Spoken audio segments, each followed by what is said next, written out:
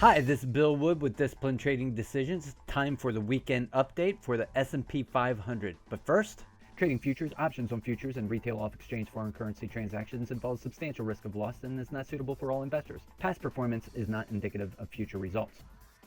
Welcome to the weekend update for Monday, November 21st. We're covering the S&P 500, ES emini.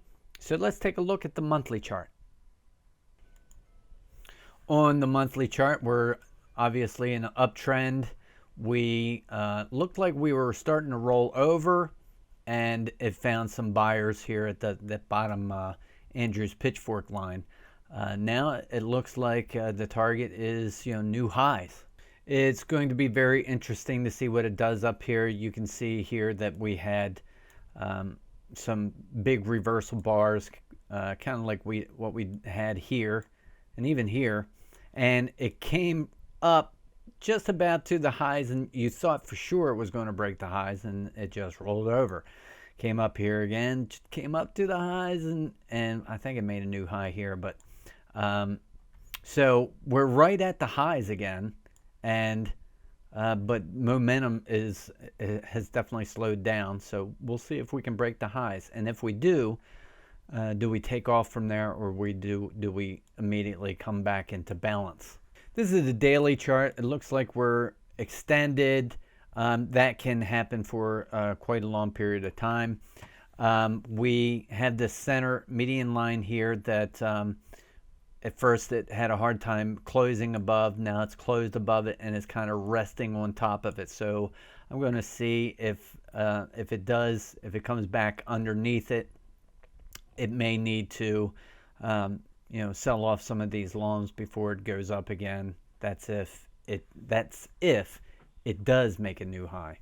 This is the 4-hour chart, and if you remember last time we were together, we were looking at this area here, and I extended this further out because we were just dancing right on top of this area, and that area held. We were saying that if it broke through this area, there was not much structure beneath to hold the market very well, that it could come down rather quickly through that area.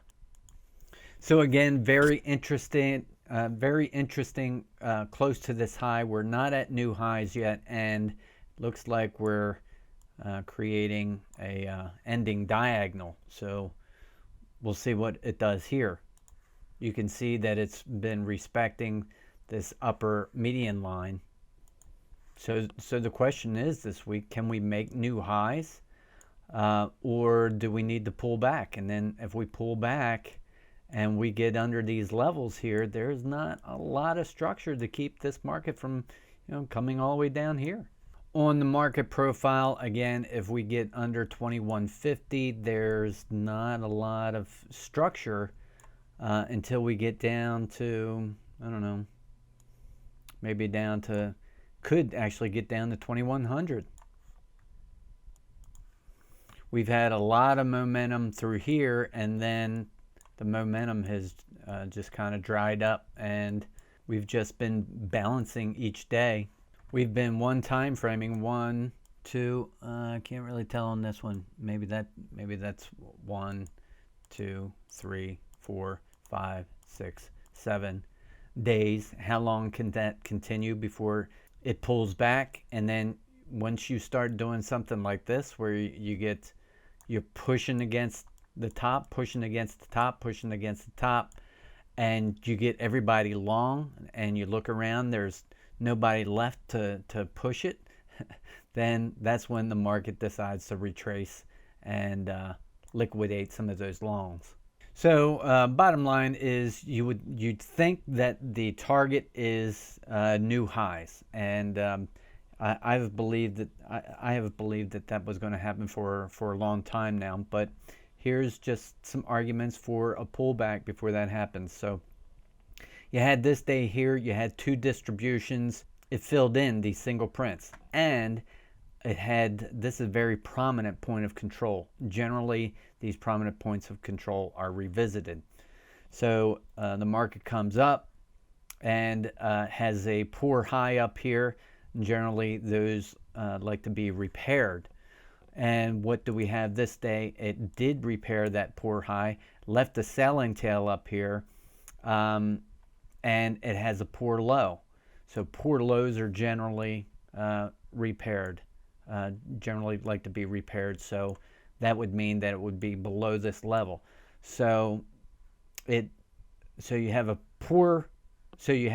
prominent point of control, you have poor low, and you have a selling tail for a high. Those are all factors that you can play forward, and it may come down here to at least test this area before it goes higher. So just as a recap on the daily, I'm watching this median line here. If it can break below that, the this point of control from all this balance area could be a target, and that's just below 2160. Again, the 4-hour chart, you can see that it's bumping its head up against this median line here. So the bulls wanted to get it above that line, and the bears want to keep it below that line. So if they can get it below that line, the test would again be of the point of control. And if it can get it below 2150, then 2100, there's not a lot in between there to keep it from going that distance. This is the 30-minute chart, and you can see this Andrews pitchfork here, how the market has left tails below this median line and above this median line. So I think this is going to be a very interesting area to watch this coming week. That it may break below here, but will it come back into this area? And it could break above, but then if it comes back into this area, that's what I'm going to be watching for. Last but not least, this looks like an ascending triangle, and so or flag. So be careful if it breaks these lows, because that could be the start of a decent pullback.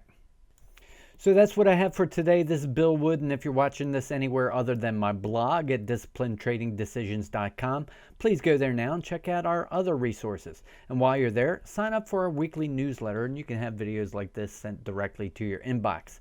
And this is a reminder to trade according to your trade plan. Don't do what I do. You have to believe in your analysis of the market in order to stay disciplined and true to your plan. Hey, I really appreciate your likes, your comments, and your shares. It all helps to get the word out. And remember, stay motivated, stay focused, and stay disciplined, my friend.